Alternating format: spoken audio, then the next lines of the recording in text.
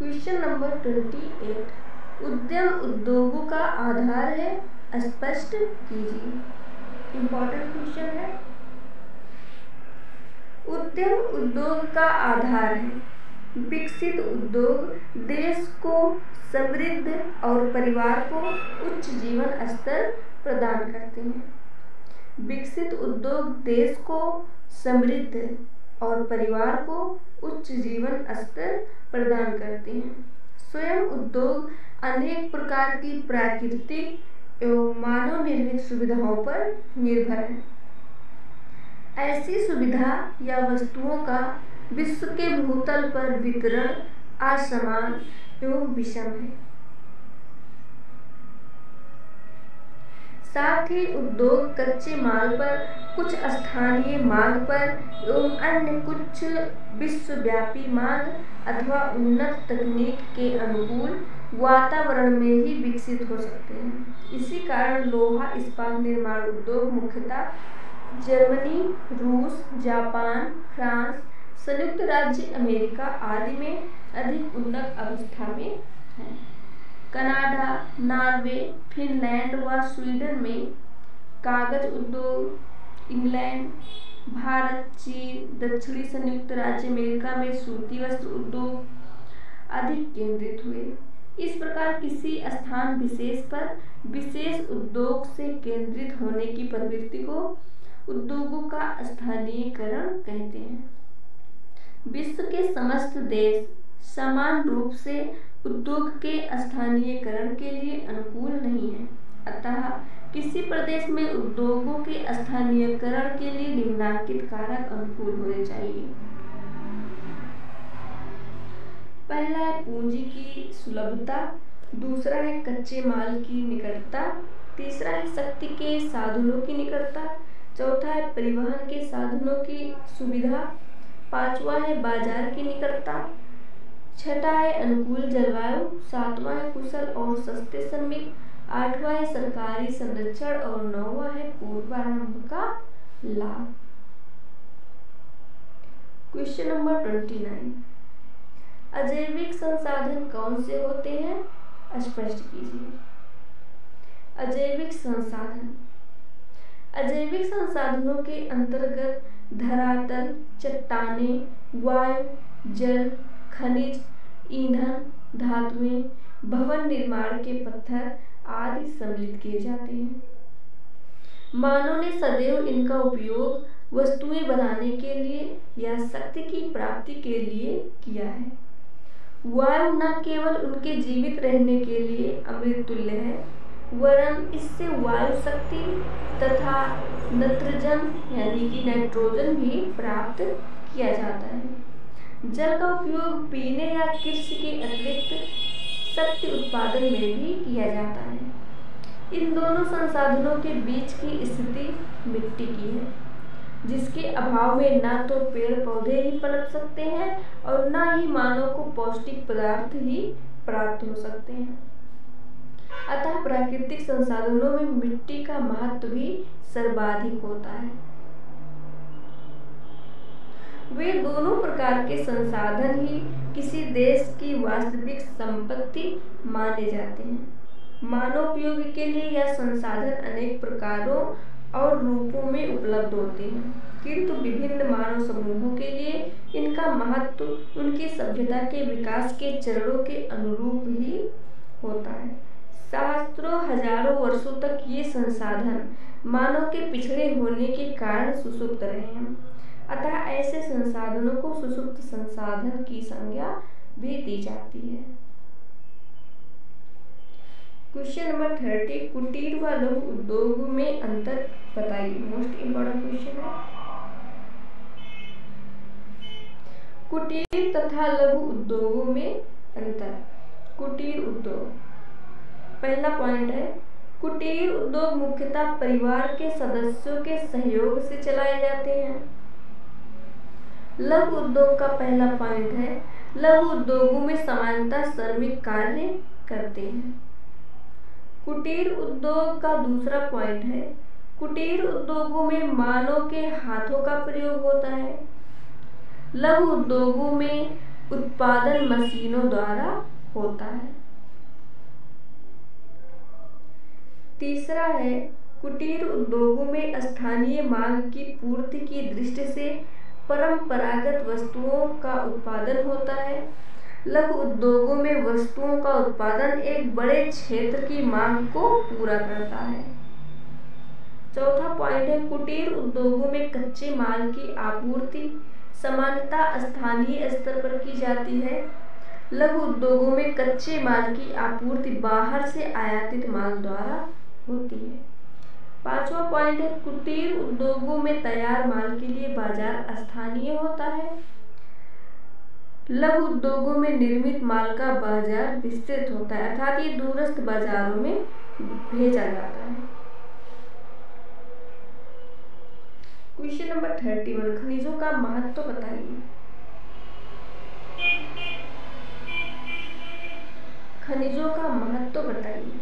वर्तमान युग में खनिज पदार्थों का महत्व बहुत अधिक है, क्योंकि जिस देश में खनिज पदार्थों का अथाह भंडार उपलब्ध है, वही देश आज विश्व में सबसे अधिक आर्थिक, औद्योगिक और व्यापारिक उन्नति करने में सफल हो सका है। संयुक्त राज्य अमेरिका, रूस, Ukraine, England, Germany, France, Belgium और जापान ऐसे ही राष्ट्र हैं जिन्होंने अन्य देशों की अपेक्षा अधिक उन्नति की है। आधुनिक सभ्यता बहुत अंशों तक खनिज पदार्थों पर निर्भर है।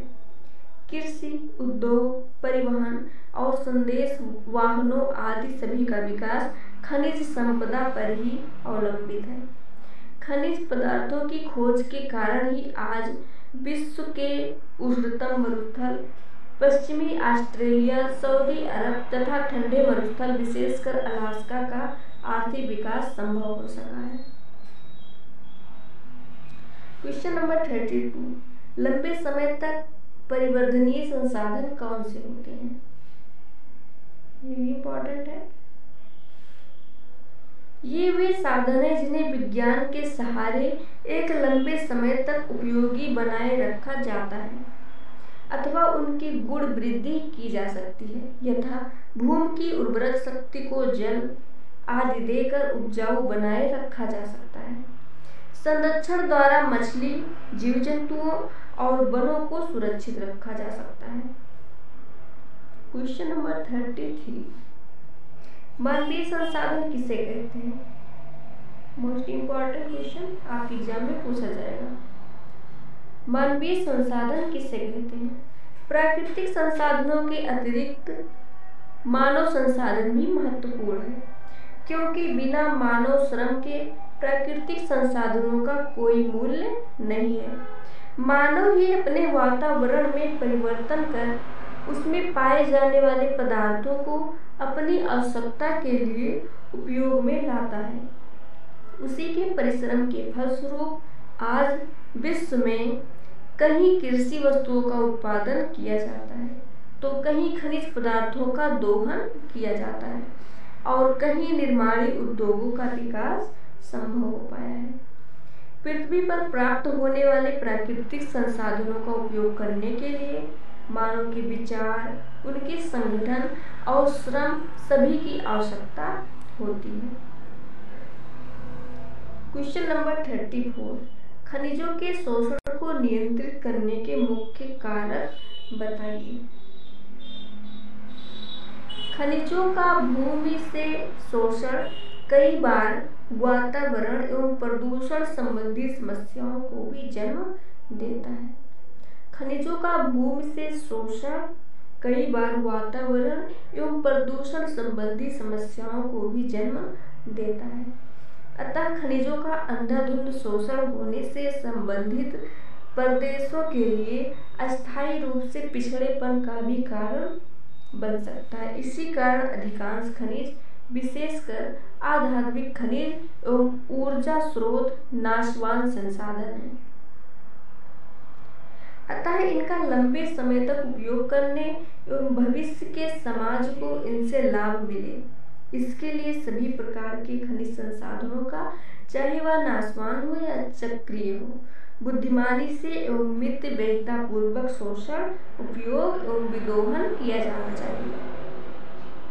इस प्रकार संक्षेप में किसी भी देश या प्रदेश के खनिजों के शोषण को नियंत्रित करने वाले मुख्य कारक हैं। पहला है समुचित सर्वेक्षण द्वारा खनिजों की किस्म, भंडार, गहराई एवं स्थिति का सही ज्ञान।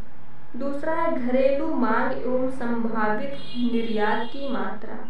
तीसरा है खनिज विकास या उपयोग के संबंधित बाजार की ऊर्जा या ईंधन के स्रोत की प्राप्ति एवं खनिज स्थलों से दूरी या निकटता।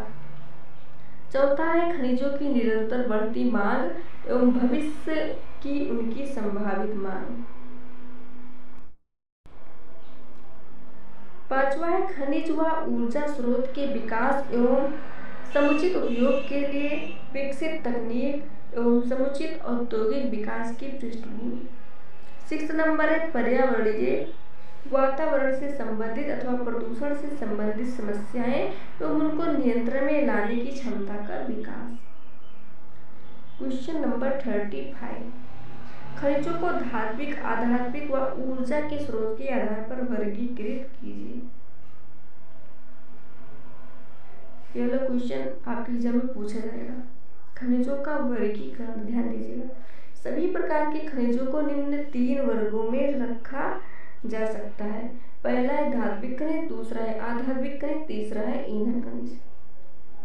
सभी प्रकार के खनिजों को निम्न 3 वर्गों में रखा जा सकता है। पहला है धात्विक खनिज। ये वे खनिज हैं जिन्हें शुद्ध करने के पश्चात कूट पीट कर चादरों, छड़ों, तारों आदि में ढाला या बदला जा सकता है। ऐसी धातुओं की अपनी चमक एवं विशेष कठोरता होती है। इन धातुओं की फूट या कतरन को गलाकर पुनः शुद्ध या यौगिक धातु की भांति उपयोग में लिया जा सकता है, अतः इन्हें चक्रीय संसाधन भी कहते हैं। दूसरा है आधात्विक खनिज। ऐसे खनिज को उसी रूप में जिस रूप में वे मिलते हैं या अधिक शुद्ध खनिजों को मिलाकर उपयोग में लाया जाता है। इन्हें कूटकर चूरे या चूर्ण में बदला जा सकता है। ये नाशवान संसाधन है क्योंकि एक बार उपयोग में आने के पश्चात यह नष्ट या अनुपयोगी हो जाते हैं। तीसरा है ऊर्जा के स्रोत या खनिज ईंधन। इसके अंतर्गत सभी प्रकार के शक्ति या ऊर्जा प्रदान करने वाले खनिज आते हैं। ये प्रायः ईंधन की तरह उपयोग में लाए जाते हैं। इनमें खनिज तेल की भांति तरल व प्राकृतिक गैस की भांति गैसीय एवं स्वतः उड़कर नष्ट होने वाले हैं एवं कोयला तथा आणविक खनिज मुख्य हैं। आशा करते हैं फ्रेंड्स आपको अमेजिंग बीए चैनल की वीडियो पसंद आई होगी और आप लोग वीडियो को लाइक ज़रूर कर दीजिएगा, सब्सक्राइब भी कर लीजिएगा, जिससे कि आगे अपलोड की जाने वाली सारी क्लासेस जल्द से जल्द आपको मिल जाए।